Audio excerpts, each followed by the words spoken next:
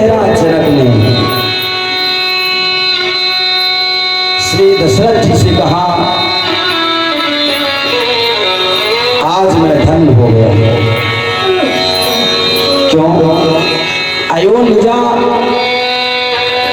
सीता को पा करके और राम भी अयोनिजा है।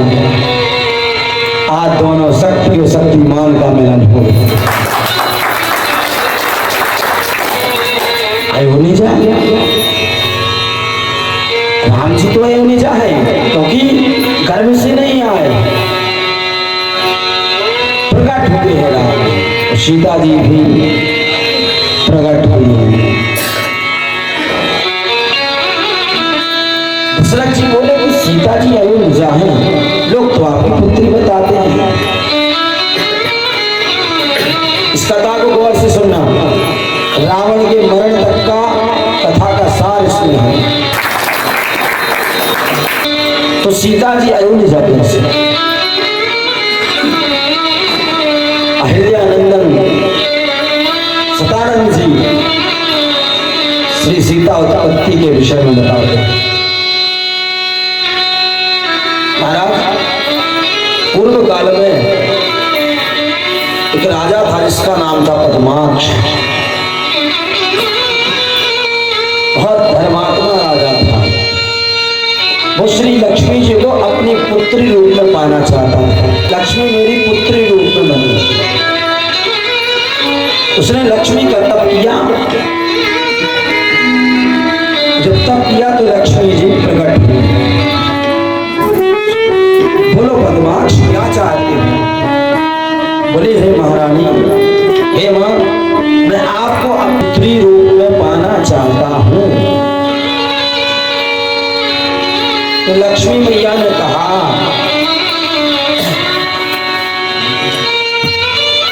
लक्ष्मी मैया ने कहा कि मैं तो श्री नारायण के अधीन हूं। लक्ष्मी बिना नारायण की आज्ञा से कहीं जा नहीं सकती। आप नारायण को प्रसन्न करो।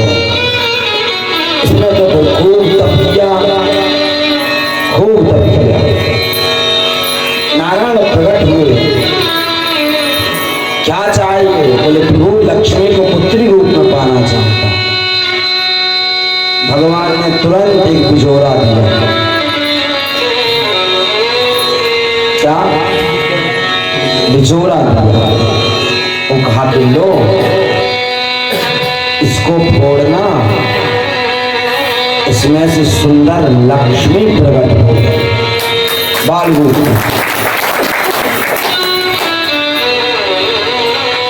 नारायण तो चले गए, अब लक्ष्मी तो बिजोरा के अंदर थी। नहीं समझना, संशय नहीं करना। कैसे? इतने से बिजोरा में लक्ष्मी यहाँ कैसे? जब एक बार मानस जी ने लिख दिया, हरि व्यापक सर्वत्र समाना, उसी प्रकार आ जाते हैं। जैसे खंभे में तो ईंटें, गिट्टी, सीमेंट, ऊपर से पलस्तर मरा हुआ होता है और पहला भक्ति के पुकार पर भगवान खंभे से नरसिंह बन के प्रकट हो जाते थे। नहीं हो गए, क्योंकि भक्त की जहां आस्था और नारायण ने की,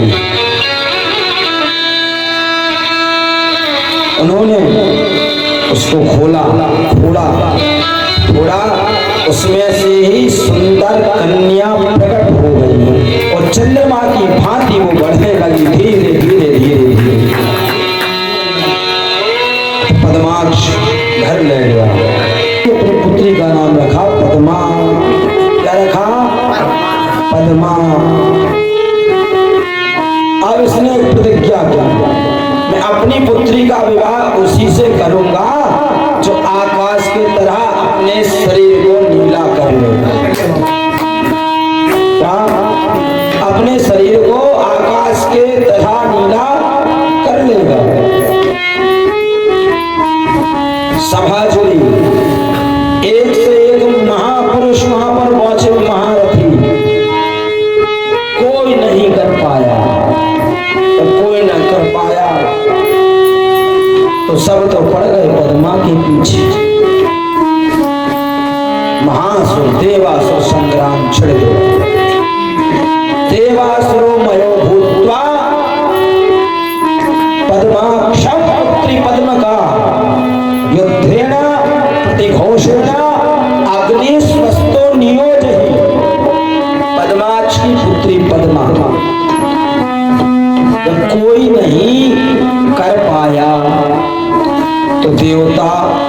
चले गए, लेकिन असुरों ने आक्रमण कर दिया।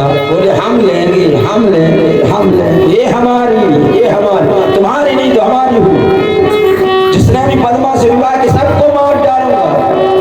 तो अंत में पद्माक्ष का युद्ध हुआ देवासुर से। अंत में पद्माक्ष मारा गया और ये जाकर के अग्नि कुंड प्रकट करके उसमें ही चले गए।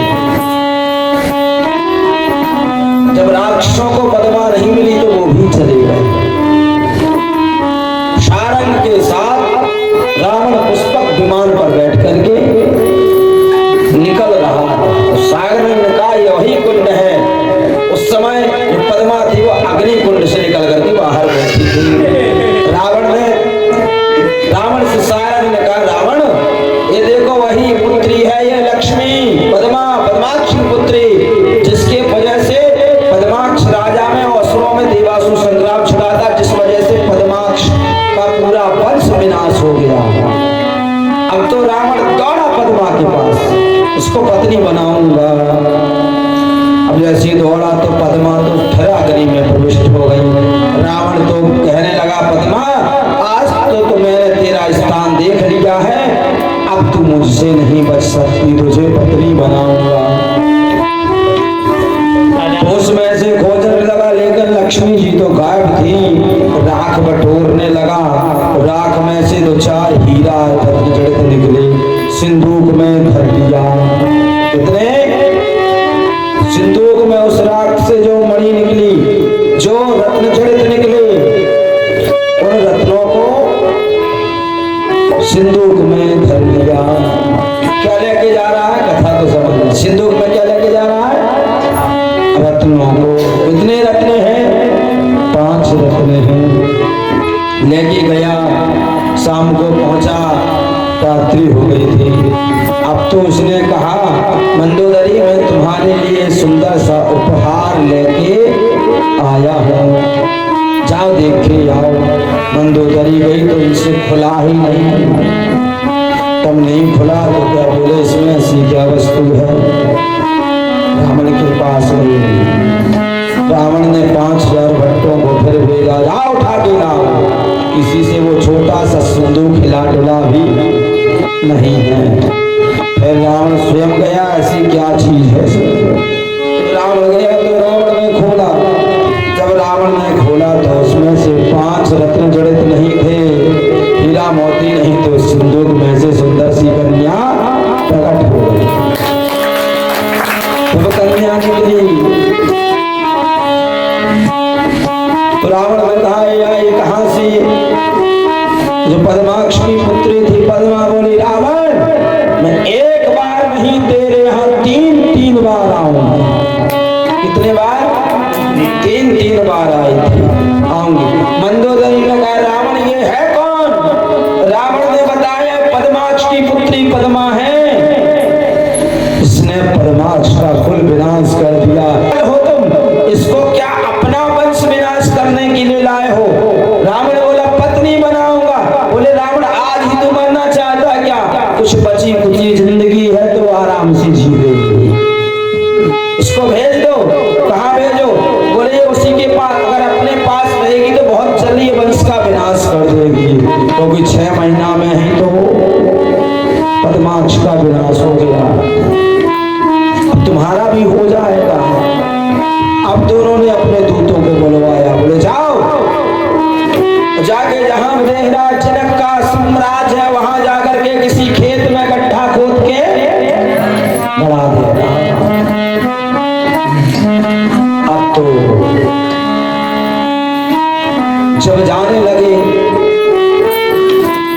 तो इनके 4-5 नाम कहलाने लगे। अग्नि से निकलने के बाद जो इनका नाम हुआ वो हो गया अग्नि गर्भा।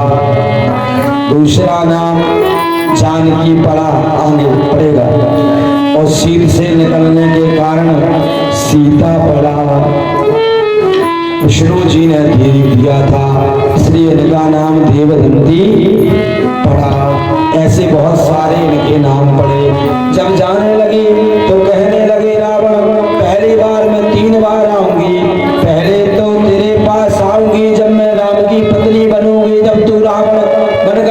साधु का भेष धारण करके मुझे हरण करने के लिए आएगा तो तेरे यहाँ अशोक वृक्ष पर बैठे बैठे मैं तो शीतलता लूंगी, लेकिन तेरे बैठे बैठे यहाँ अशोक वृक्ष के नीचे बैठूंगी शीतलता में, लेकिन बैठे बैठे मैं तुझे श्राप को याद दिलाती रहूंगी और तेरे पूरे वंश का विनाश कर दूंगी। कर्ण का पुत्र कुंभ का पुत्र कुंभ का विनाश करने के लिए मैं यहाँ आऊंगी और फिर निकुंभ का वंश जब आगे पड़ेगा तो उसके पुत्र बेरोचन का नाश करने के लिए मैं यहाँ आऊंगी। और ये सीता का वचन है, इसलिए आगे की कथा में मोहित नहीं होना है। अब 3 वचन रावण को दे चुकी है तो पूरा करना है, बता चुकी है कि पंचवटी से तू साधु का भेष धारण करके मुझे उठाएगा, तू खुद मुझे काल अपना खुद उस अशोक वृक्ष के नीचे बैठे बैठे मैं तो शीतलता में रहूंगी, पर तेरा अंत निश्चित है। और तेरा छोटा भाई अहिरावण का वध भी मैं करूंगा, पाताल में तेरा महिरावण अहिरावण का उसका भी मैं वध करूंगी। एक ही पुत्र के संतान अहिरावण महिरावण है, रावण कुंभकर्ण है। कोई हमसे पूछ रहा था त्रिजटा कौन है, ये त्रिजटा श्री विभीषण जी की पुत्री भाई साहब पूछे तो ये तो मां ने कह दिया, आगे गए ले जाने लगे। अब दूतों को भी डर लग रहा था कहीं निकल के हमको श्राप ना दे। एक जनक जी के यहाँ राज्य में गए और खेत में गड्ढा खोद के गाड़ दिए। सूर्य ग्रहण के समय पर श्री जनक महाराज ने एक ब्राह्मण को वो जगह दान में दे दी थी। ब्राह्मण ने सो अवसर जान करके कामकर्ता को लगाया, जब लगाया तो उसने अपनी जगह को खोदना हल से प्रारंभ कर दिया।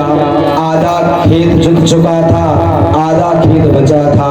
जोतते जोतते हल्की जो नोक सुई होती है शीत, वो जब लगी तो नीचे से एक बहुत बड़ा खजाना प्रकट हो गया। अब जो काम करने वाला था वो तो घबराया, जब घबराया उस ब्राह्मण के पास गया, कहा महाराज ये खजाना निकला है। वो ब्राह्मण देवता आए, खेत में देखा बहुत बड़ा खजाना है, अभी खोले नहीं। बोले ये तो मुझे राजा जनक जी ने ये भूमि मुझे दान में दी थी, तो भूमि के ऊपर जो उत्पन्न होता है वो तो हमारा है, पर इस भूमि तो राजा की है, नीचे का जो भी है सब राजा का है, ये साम्राज्य भी राजा का है। दोनों ने खजाना उठाया, वहां तो राजा जनक की सभा में सब लोग बैठे हुए थे। तो एक ब्राह्मण गया, तो ये ब्राह्मण वहां पर पहुंचा तो राजा जनक से कहने लगा, जनक जी ये तुमने जो हमें भूमि दान में दी थी, उसका मतलब अब राजा जनक की भूमि ना कहाई, अब किसकी भूमि कहाई? श्री ब्राह्मण देवता की, पुत्र देवता की, इसकी कहाई ब्राह्मण देवता की। ब्राह्मण ने काम करवाया अपने खेत में, वो लेके आए, बोले जनक जी आपने जो भूमि हमें दान की थी उस भूमि में सुंदर सा कोई उपहार निकला है। लड़ने लगे, राजा जनक कहने लगे ये मैंने भूमि तुम्हें दान कर दी थी, अब भूमि से ऊपर जो उत्पन्न हो जो नीचे निकले अब इसमें हमारा कोई अधिकार नहीं है, ब्राह्मण देवता ये तुम्हारा है। तो